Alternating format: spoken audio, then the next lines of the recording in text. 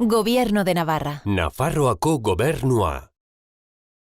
Ave, teknologia purisima, sin pecado concebida, zeruetan, zerana, libera gaitzazu etorkizuneko arazo guztiez, aurkitu itzazu konpon bideak, gu pekatariok sortutako arazo guztiak desagerraraziko dituzu, zuzara al guztiduna, zuzara jakintxuenetan jakintxua, egin ezazu mirakuluren bat mikrotxipekin, egin ezazu gure baratzeetan tomate digitalak agertzea, gelditu beroketa klimatikoa 2 gradutan eta guk zure zerbitzariok, emanean dizkizugu behar dituzun energia eta materialak.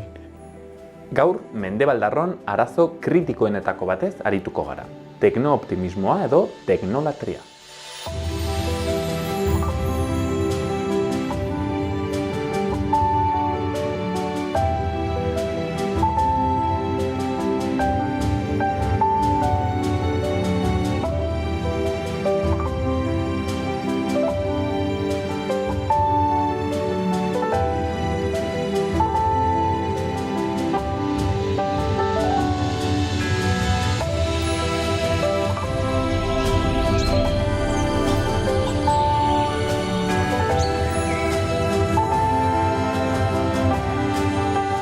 Saioarekin hasi aitzinetik, omenalditxo bat Nafarroako paisaiei. Bertizko jaurerria baita, Okilen paradisua. Kantauriko klimari esker, Nafarroako oihanik berezienetako bat aurkituko dugu Bertizen. Temperatura leunak eta euri oparoak baitira nagusi. Okilen eta Saguzarren etxea da. Jaurerriko mendiegalak pagadi ederrez daude jantzita, eta oihan barnean nonai dira bidasoara urak isurtzen dituzten erreka txiki jostariak, bai eta ur jauziak ere.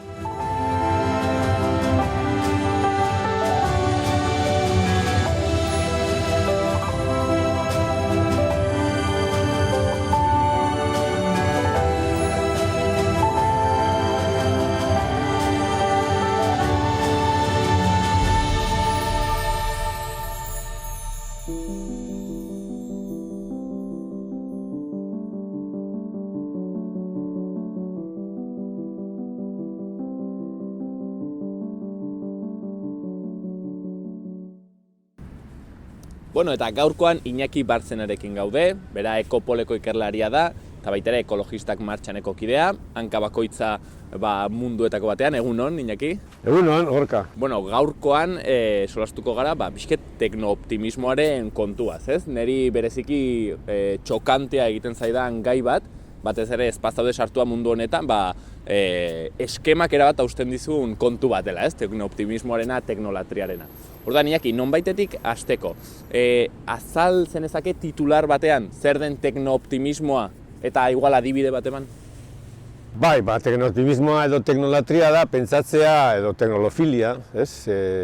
Pentsatzea, gizakiok ditugun arazo materialak, arazo, ekonomikoak, edo osasun arazoak, nolabait hori, teknologien bitartez, teknologia berrien bitartez, hau da, aurkikuntz teknologiko berrien bitartez, konponduko direla. Eta ez badira existitzen gaur egun, momentu batean etorriko dira.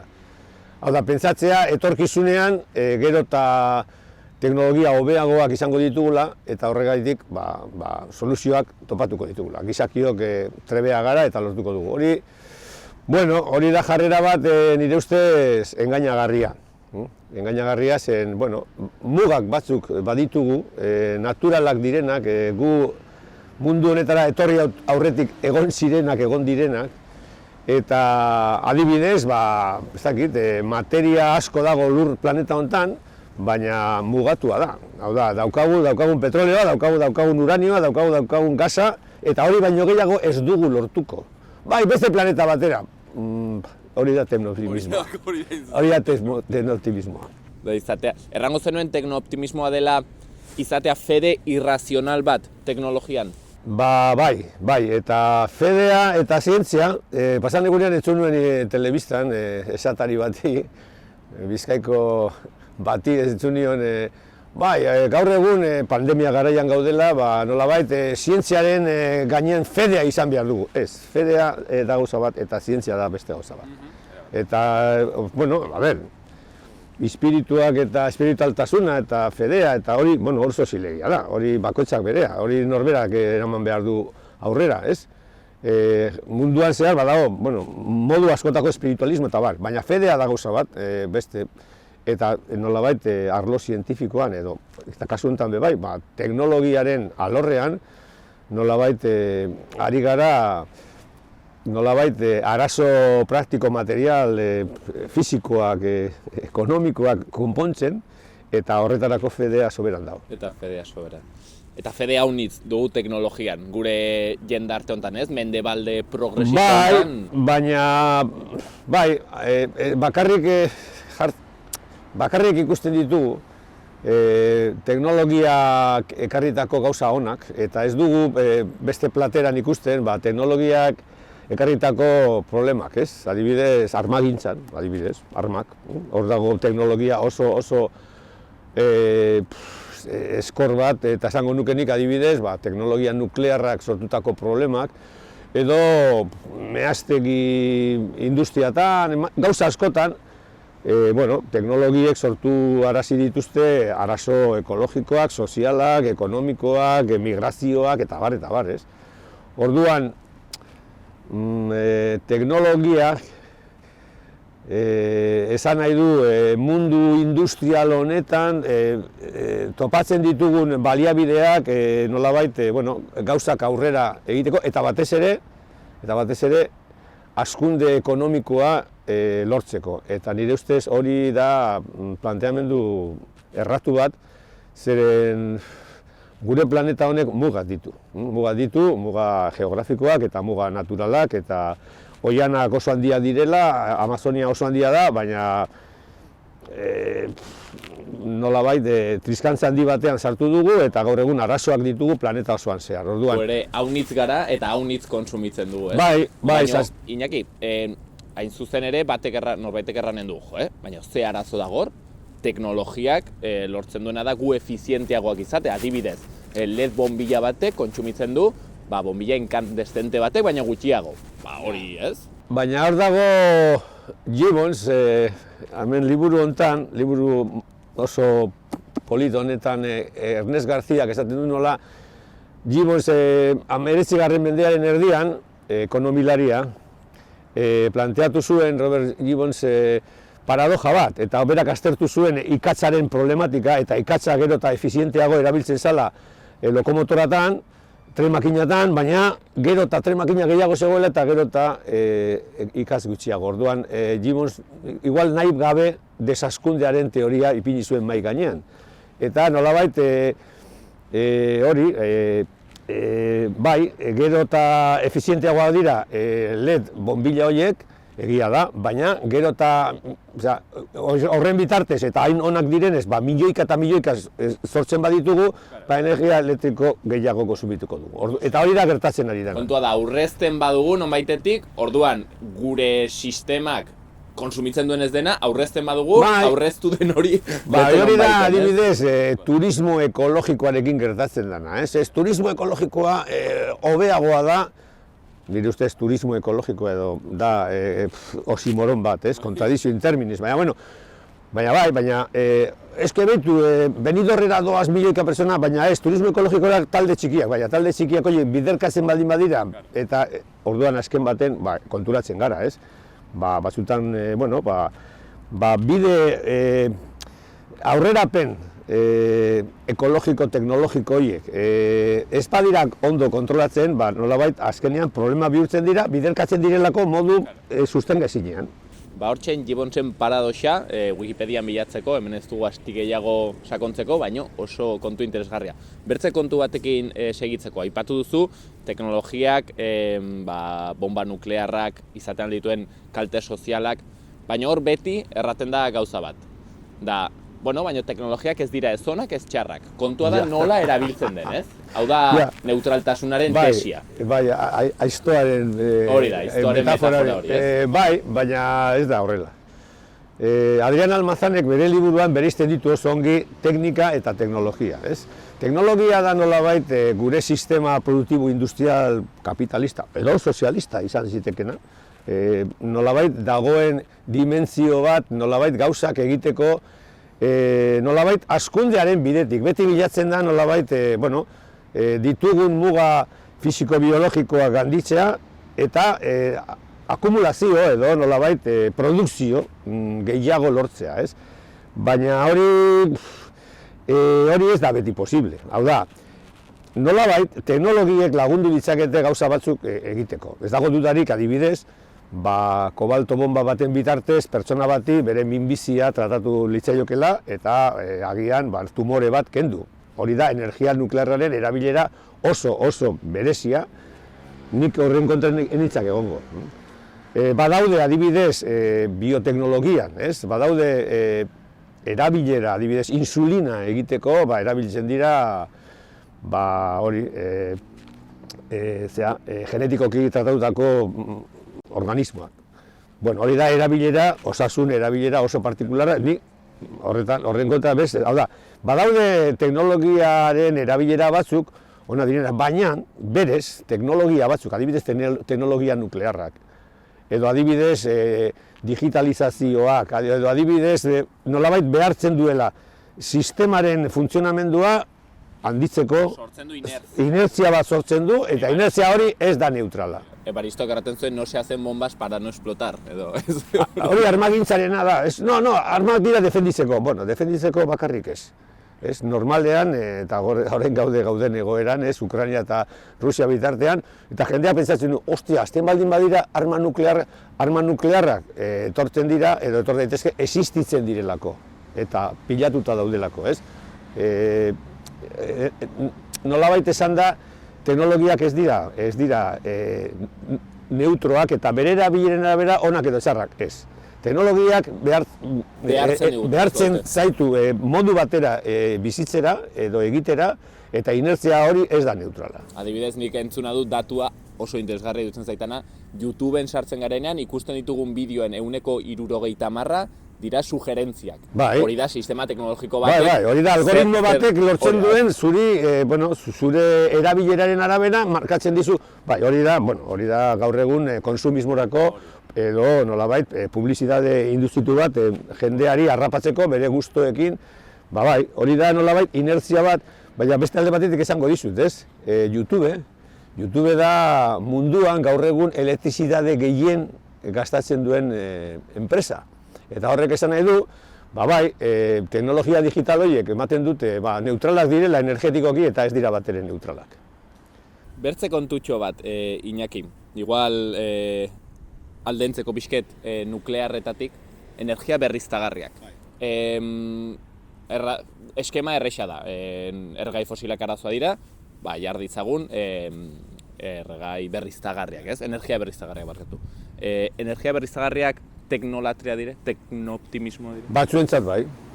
Adibidez, nik irakurri ditut hainbat txosten, adibidez Greenpeaceek egiten duen energia 2050 urterako, ez? Eta Greenpeaceek adibidez planteatzen du, Estado Espainiarrean bere superfiziaren 3% erabili behar dela nolabait panel fotovoltaikoak.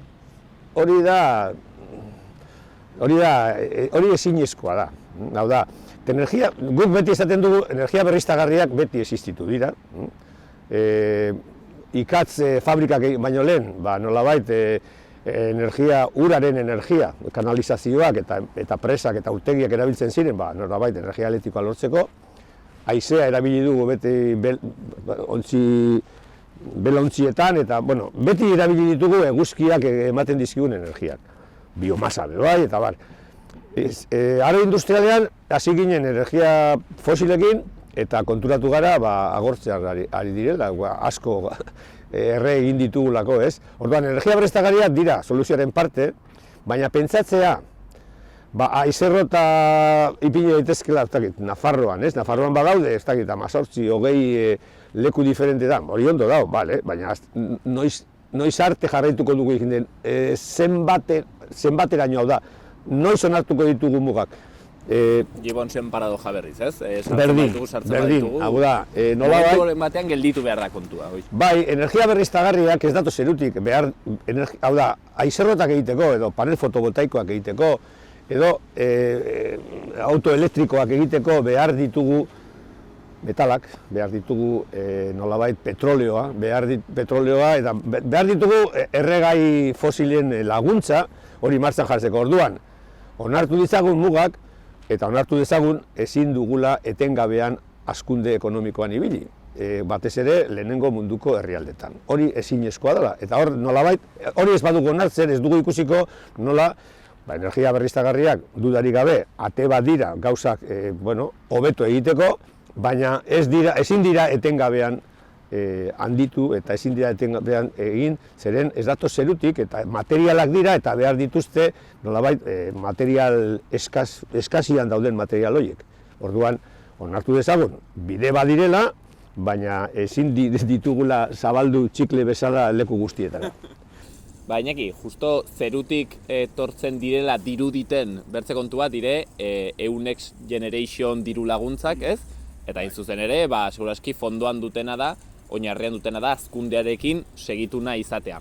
Hor planteatu dira bi gauza diru laguntza hauekin. Bat, jasangarritasuna sustatu behar dela, eta digitalizazioa. Orduan, gaur egun sartu da ez, berriz dikotomia hori, ez? Jasangarria eta digitala berdindu dira.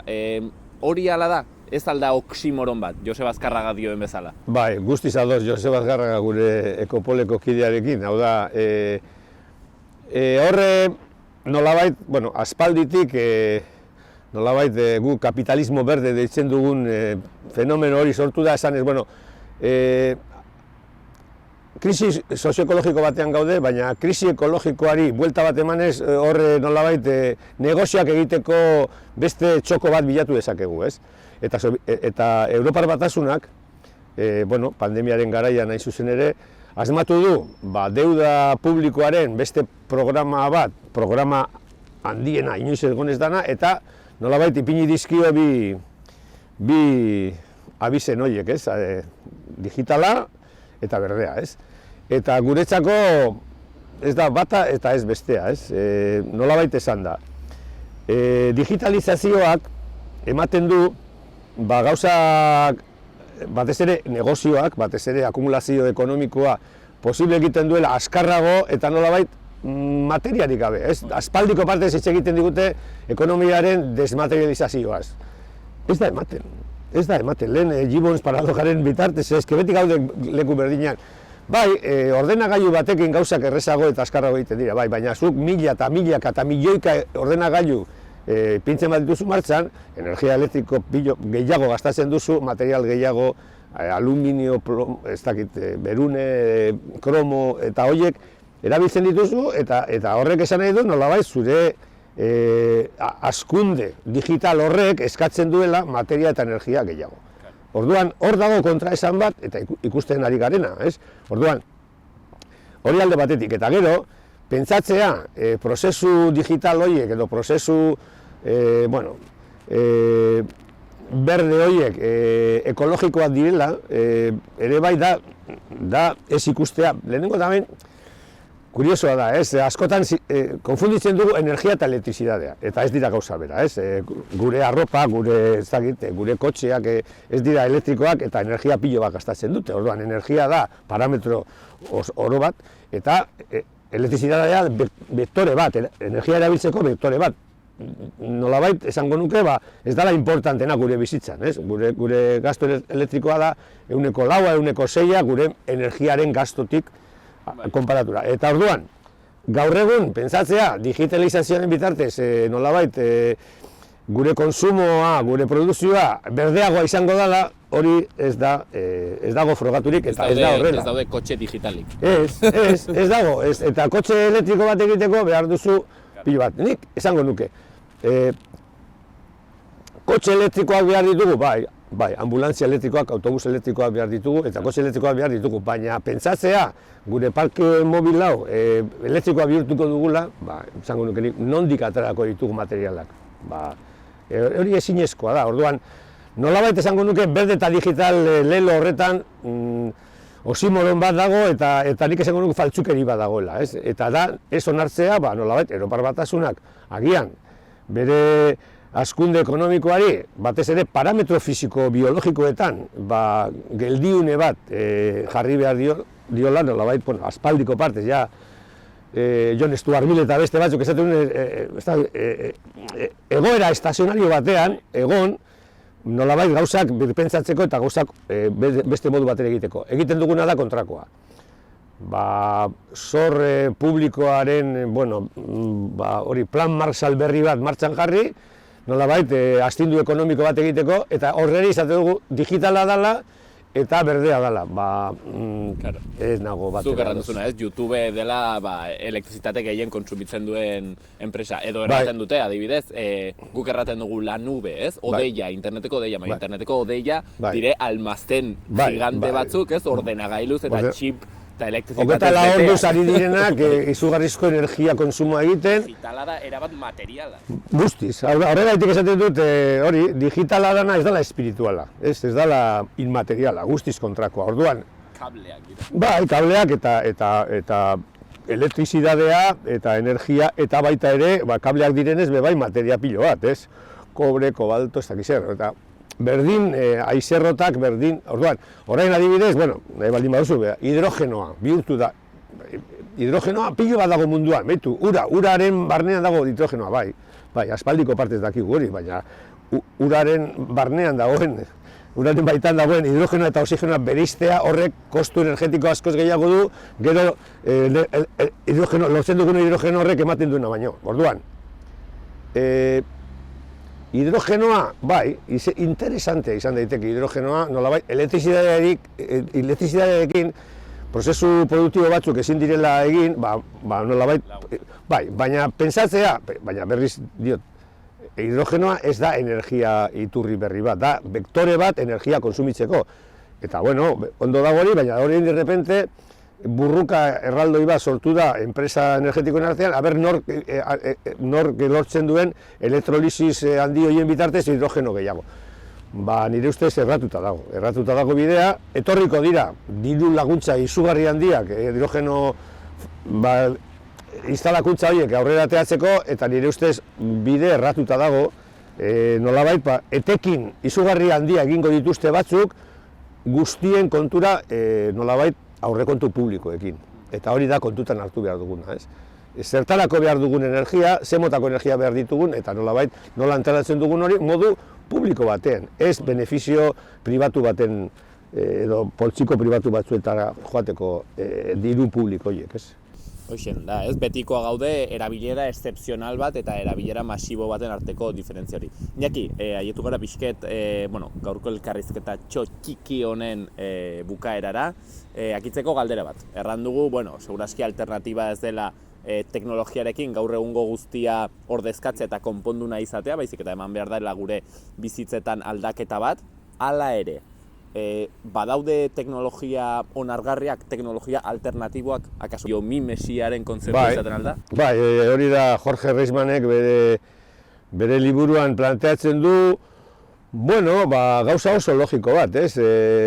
Planeta honek, 4.000 milioi urte dituen oso enpresa fruitukorra izan da, eta planetak bere zikloekin, nolabait, uraren zikloarekin, edo nitrogenoaren zikloekin, edo erakusten dizkigu bide batzuk, nolabait, gauzak ondo egiteko, ez? Adibidez, orain, hitz egiten da ekonomia zirkularraz, ez?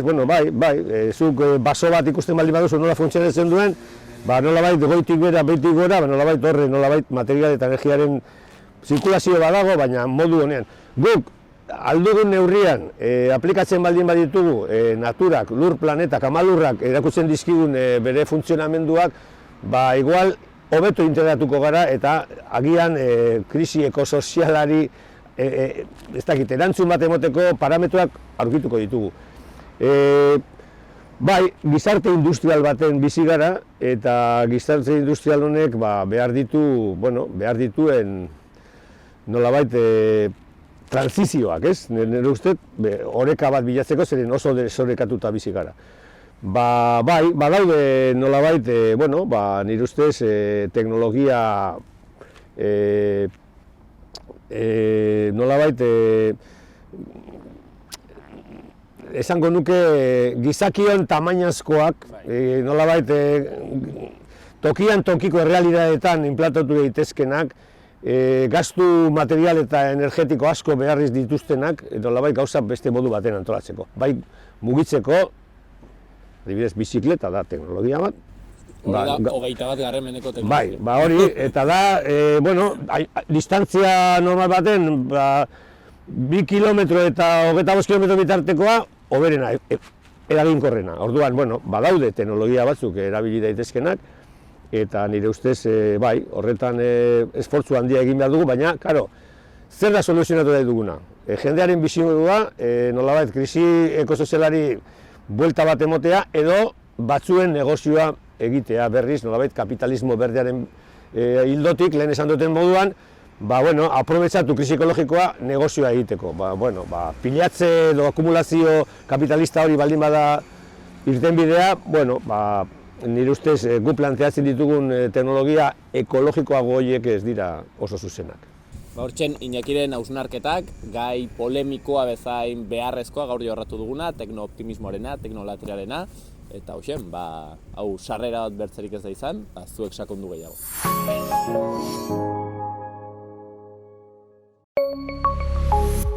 Gobierno de Navarra. Nafarroako gobernua.